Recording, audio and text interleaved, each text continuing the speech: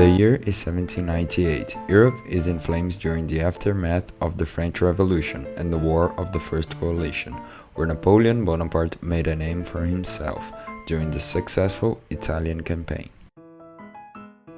The scenario of our story, however, isn't in Europe, it's in Egypt.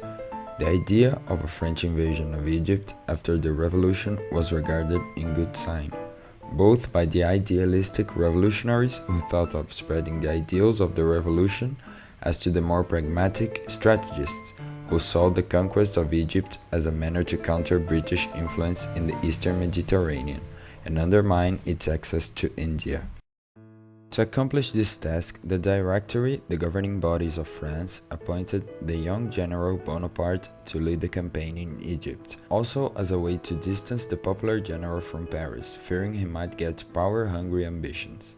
So Napoleon took his army of about 38,000 men, some 125 books and 167 learned men, and left for Egypt in May 1798.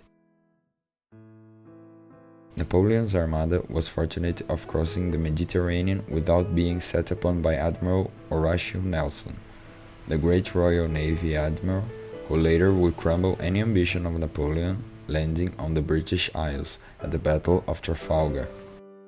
On their way to Egypt, Napoleon's fleet invaded the island of Malta, made some reforms there, expelled the Order of St. John, the usual stuff.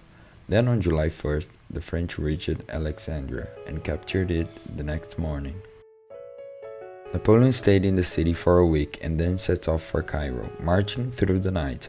This is regarded as the first desert crossing of a modern Western army.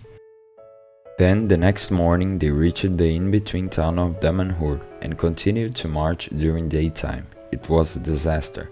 Along with the intense heat, snakes, sandstorms, and diseases, there were also hostile Bedouin Arabs and Mamluk tribes riding on their flanks. Berthier, Napoleon's chief of staff, later said that water had the same value as gold. Morale tumbled. The situation was bad for the French. On July 13th, the Mamluks, led by Murad Bey and Ibrahim Bey, both co-rulers of Egypt, attacked Napoleon's camp by the morning. The battle was clearly one-sided. The horseback combat of the Mamluks couldn't pick up a fight against the highly tactical, trained French army in the square formation. When the casualties mounted to 300 men, the Mamluks retreated. Just as a side note, when the French army reached the city of Wardan on their way to Cairo, Napoleon discovered through Junot, one of his generals, that he was being cuckolded by his wife Josephine back in Europe. Napoleon began feeling melancholic about it and wanted to revenge his dignity, so he started having an affair with Pauline Fouret, whom Bonaparte would nickname Cleopatra, a 20-year-old wife of one of his lieutenants, the poor Jean-Noël Fouret, who had nothing to do with Josephine's infidelity. When Napoleon left Egypt, he gave Pauline's hand to General Junot, who upon losing a duel and getting sent back to France would pass Pauline to General Kleber. The girl later would be rich in the timber business of Brazil, would smoke pipe, wear men's clothing, and return to Paris to live to the age of 90. Then on July 21st, Murad Bey tried again to push an offensive against Napoleon's forces, when they were approaching the city of Mbabe in what would later be known as the Battle of the Pyramids. The French numbered 25,000 men and Murad Bey's army something of 21,000 men. Most of his army, though, was composed of cavalry, and the infantry, mainly garrisoned in the city of Mbabe, was ill-equipped and lacking knowledge in modern warfare. Just beyond the Nile River stood Ibrahim's army, but they would just be spectators during the battle.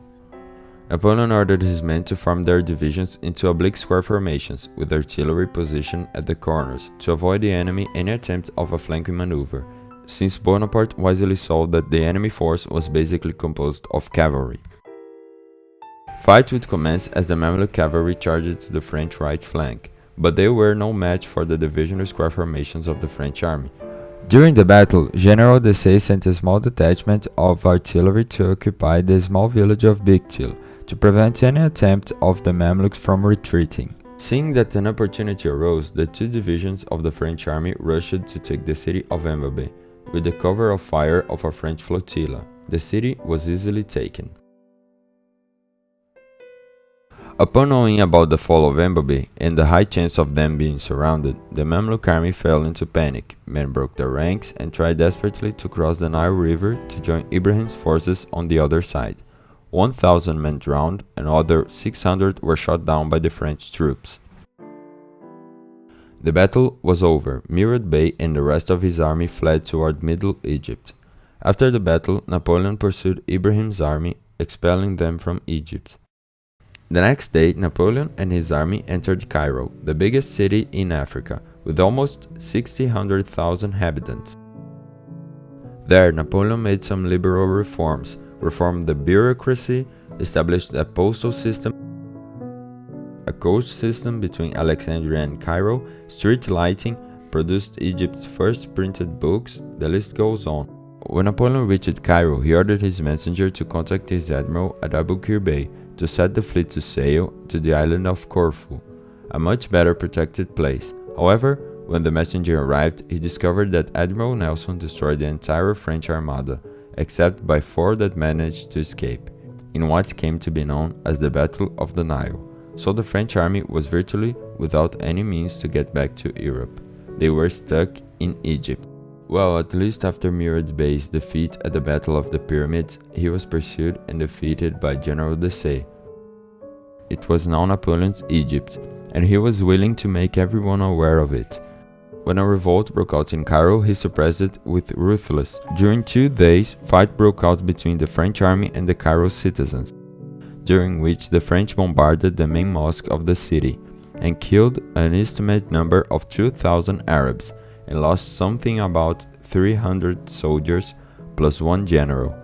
Things weren't looking good for Bonaparte, as already before the revolt broke out, the Ottomans declared war on France and were gathering a huge army in Damascus to attack Napoleon's army.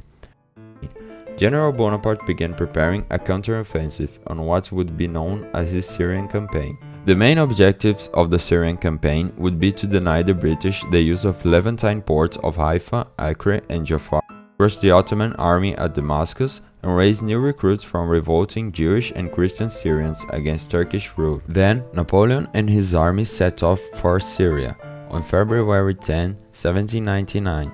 The march through the unmapped Sinai was harsh as usual. Shortage of water, food, the intense heat and constant harassment of Bedouin tribes. Then on February 17th, the French arrived at the city of El Arish, had a hard time fighting against Turkish garrison forces, but ultimately won. Then they captured the city of Gaza against no real threat and set off for the city of Jaffa. Arriving there, Napoleon sent a messenger to politely ask for the governor of the city to surrender, in which he replied by displaying the head of the French messenger in front of the city walls. This enraged the French army, and what was ensued was a massacre. Killings, rapes, pillaging, everything that would come as a crime of war was committed by Napoleon's army. The sights were terrible, wrote one of the savants of the campaign. A number about 2,000 to 3,500 were brutally killed. Napoleon used the massacre as a way to give a warning to Jazar, the governor of Acre, the next city on their way, nicknamed the Butcher, that the French army was willing to do anything in order to assert its conquest of Egypt and Syria.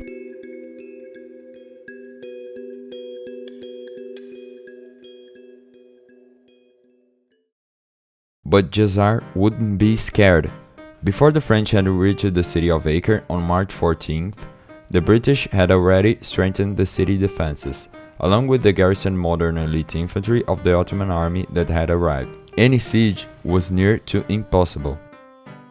The Republican army tried at least 9 major and 3 minor attacks. The city was impregnable. Upon discovering that the big contingent of the Ottoman army in Damascus, about 25,000 men, was marching to Acre, Napoleon sent General Junot to the city of Nazareth to prevent any attempt of the Turkish to relieve Acre.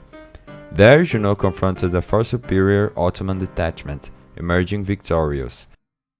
Napoleon understood that the region might be full of Turkish forces, so he sent General Kleber with around 2,500 men to march to Junot's assistance. On the way, Kleber discovered that a great contingent of Ottoman forces was around Mount Tabor. It was the Damascus army. Kleber decided to attempt a surprise attack in what would be known as the Battle of Mount Tabor.